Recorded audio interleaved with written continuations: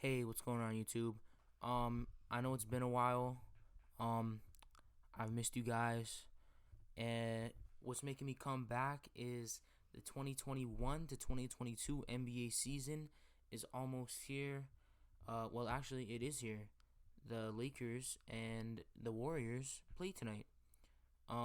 So I'm excited to watch that. By the time this video is out, the game would have already happened. But I'm just going to talk about what you can expect from teams coming into this season and just like a small preseason recap. So let's get on with the video. So the first thing I wanted to talk about was the Lakers. Um, I know everybody on Twitter, Instagram, pretty much every platform where you can talk about basketball, people have been mentioning how the Lakers went 0-6 and how their new addition of Russell Westbrook is not going to work out. But I already talked about in my first video how I don't know if it's going to work out too well. But let's be real, the talent that they have there, it's not going to go bad. Um, the Lakers have always been a slow starter. Not necessarily the Lakers, more like LeBron teams have always been a slow starter. Um, they're gonna be fine. I don't know if they're gonna win the West. I feel like the Clippers might be better. The Nuggets might be better. Like, and this is just regular season. Like, I think the Lakers beat the Nuggets in a playoff series. I think they beat the Clippers in a playoff series. Um, but I feel like after the first 20 games, it's gonna be completely normal, and they're gonna be a top three team in the West. So that's about all I have to say for the Lakers. Um, no one really surprised me, and no one really made me think negatively. LeBron still looks like he's 25. Like, it's crazy how LeBron doesn't age. Um, I just feel like there's really not that much to say about the Lakers. Not a lot of drama. Everything's going good with them, and yeah, I'll just go to the next point. The next team I want to talk about is the Philadelphia 76ers, more specifically, Ben Simmons. Now, I'm sure everybody knows Ben Simmons did not show up to training camp. Um, he's dead set on not being in Philadelphia, and I kind of like it that way. Um, I feel like the experiment was done. I feel like him and Joel Embiid is not that good of a mix, but after Ben Simmons found out how much he would be getting fined every game he doesn't play because he doesn't want to play, um, he went to he went to practice, but now he got kicked out of practice by his coach. So that's cool. Um, I mean, this just doesn't look good on Ben Simmons. I hope if he does play a game, I hope he gets booed out of the arena from Philly fans, and I know they'd love to do that. So, all in all, uh, I mean, I feel like by at least by the trade deadline, he's gonna be gone. I don't think it'll take that long though. In terms of trades that I think could happen, I hope he ends up in Minnesota because Karl Anthony Towns could use an amazing defender, and out of all the things Ben Simmons is bad at, he's a good defender. I'll give him that.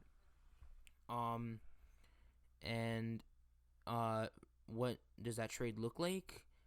I don't know what to tell you. It at least Minnesota's at least giving up D'Angelo Russell. That's that's the bare minimum. Um, Probably a pick, and I don't know what else. Like, his trade value is not super high right now, so that's what I'm expecting. I didn't even talk about what their record's gonna look like. Uh, Probably like third or fourth seed in the East. Milwaukee and Brooklyn are gonna be better, but I still think Philadelphia is gonna be good nonetheless. So on to the next point. Now, the next team I want to talk about is the Toronto Raptors. Um, in the 3 games that they won in the preseason, um, the 3 players that impressed me specifically were Scotty Barnes, aka Naughty Scotty, Precious Achua, and OG Anunoby. Um, I know the last game that they won against the Washington Wizards, OG Anunoby didn't play, but nonetheless, those 3 guys really impressed me with their scoring output and their defense. Um, I have OG Anunoby as my pick for most improved. Um, I feel like he's always been a great defender in his career, but he never had that scoring output. And I think he's really going to improve on the offensive end this year. Um, Gary Trent Jr.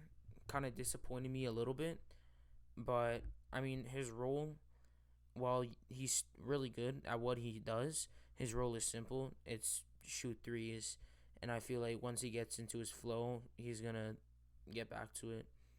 Um, Goran Dragic played pretty good. Um, I mean, nothing like he never really caught my eye. Like I was never really gravitated towards Goran Dragic, but he never played bad. He didn't play bad. Um,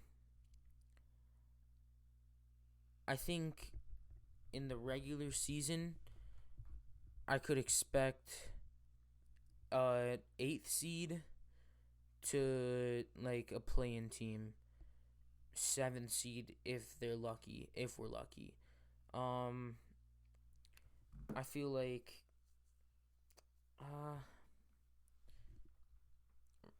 the Bulls will be better. The Nets, Bucks, Celtics, 76ers, all obviously better. I feel like the Raptors will be on like an Indiana Pacers kind of level, a Knicks kind of level. Um, but that's not bad. Those are like good teams. With like competitive, like all-star level players. Also one thing I'd like to note: Pascal Siakam didn't play in the preseason. Um, I never heard if there was an injury or anything.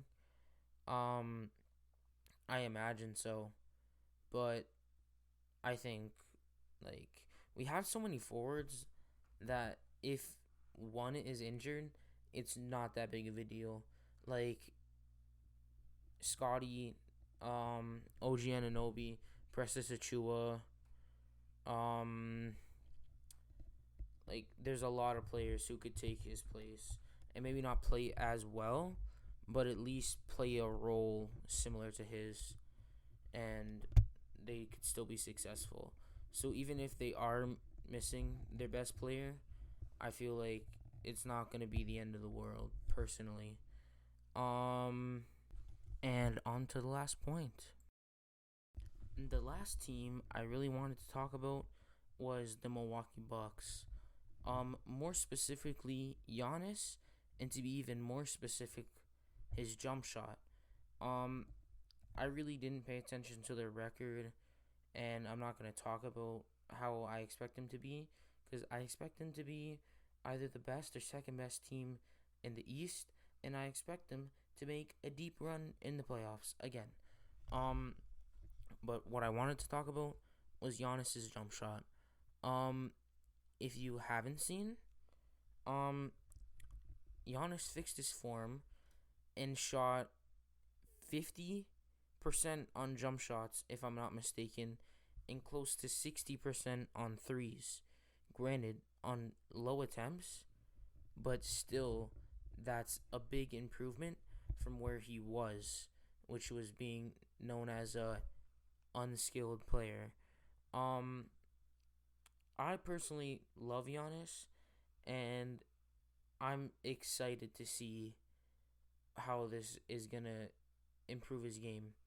Cause in previous years, it was not easy to guard Giannis, but there was a scheme that you could have. Um, the Raptors did it in 2019, and the Heat did it in 2020. And essentially, what they did was create a wall to stop Giannis from getting into the paint. And now that you might have to not necessarily play up on him, you'll have to at least step up on jump shots, and you'll have to be there. And if he's there, he's gonna outrun you and he's gonna get to the basket. So now that he's added that aspect to his game, um, he's a whole new beast, and he was already the most dominant player in the NBA. So I'm really excited for that. Um, Honestly, if Steph Curry doesn't have another 2016 type year, I see Giannis winning the MVP.